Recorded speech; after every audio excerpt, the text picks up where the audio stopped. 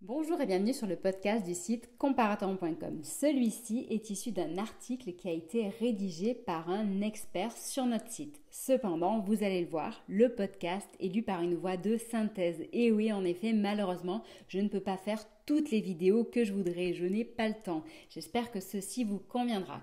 Si toutefois vous avez besoin de plus amples informations ou que vous recherchez des conseils, consultez impérativement notre descriptif. Vous aurez tout ce dont vous avez besoin et si jamais il vous reste des questions ou que vous avez un commentaire ou un petit coucou à me faire, n'hésitez pas à le faire, j'y répondrai au plus vite. N'oubliez pas de vous abonner à cette chaîne, de liker la vidéo, de la partager si vous le souhaitez et dans tous les cas, je vous souhaite une bonne écoute. Apple Pay Later intégré dans l'iPhone pour acheter maintenant et payer plus tard. Les services financiers d'Apple continuent de se développer. La firme américaine devient un véritable acteur du crédit à la consommation en ajoutant le paiement fractionné aux services disponibles via l'iPhone.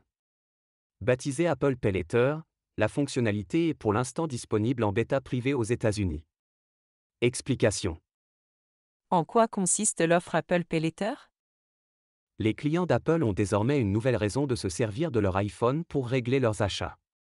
Après 2 ans de préparation et un retard suite à des problèmes techniques, l'entreprise annonce enfin le lancement officiel de son service de BNPL, Buy Now Pay Later. Une solution de paiement fractionné. Apple Pay Later est une fonctionnalité à part entière de l'iPhone. La fonction est intégrée dans le wallet afin de permettre aux consommateurs de prendre des décisions d'emprunt responsables et éclairées. Il s'agit d'un service de paiement en plusieurs fois. Les utilisateurs peuvent étaler leur paiement en 4 fois sur 6 semaines. Un prêt peut aller de 50 à 1000 dollars américains. Les achats peuvent être effectués auprès de tous les marchands acceptant Apple Pay comme solution de paiement. Mastercard assure la protection contre la fraude.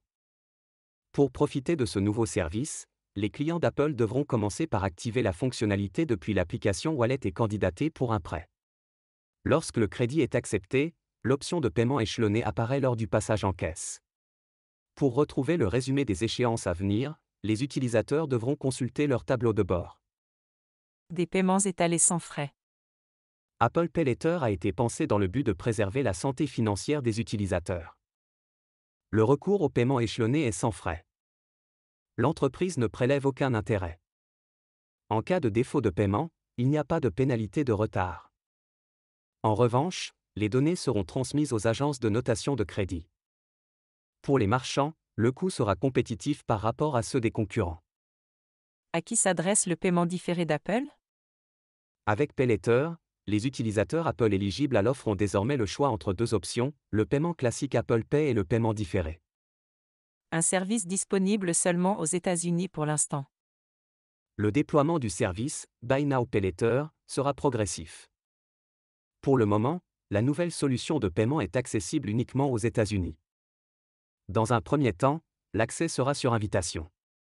Des utilisateurs américains seront sélectionnés aléatoirement. Dans les prochains mois, la nouvelle fonctionnalité sera ouverte à tous les clients basés aux États-Unis et qui utilisent iOS 16.4 et iPadOS 16.4. Pour l'instant, aucun déploiement international n'a été évoqué. D'ailleurs, un lancement en dehors des frontières américaines peut prendre du temps en raison des régulations strictes qui priment dans chaque pays. Un produit accordé selon des critères. Avant d'octroyer des prêts, Apple procède à des vérifications. Le paiement en plusieurs fois est accordé uniquement aux utilisateurs ayant rempli tous les critères. La situation financière du candidat est d'abord passée au peigne fin. La responsabilité de l'évaluation des prêts et du crédit incombe non pas à une banque partenaire mais à une filiale dénommée Apple Financing. Du côté des boutiques et des sites e-commerce, la possibilité pour les consommateurs d'étaler leur paiement va les inciter à intégrer Apple Pay dans leur système de paiement. De plus en plus autonome par rapport aux banques, Apple ne cesse de compléter son offre. À peine le nouveau service Apple Pay Later lancé, les rumeurs courent déjà que le géant américain envisagerait de mettre sur pied d'autres services financiers dont des prêts à plus long terme. Le paiement fractionné en France. Les acteurs principaux. En France, pour le moment cette solution de paiement différé est disponible via de nombreux acteurs. Organismes de crédit, Cofody, Floabank, CTLM. Solution Bon Plan, Joko la super app shopping gratuite.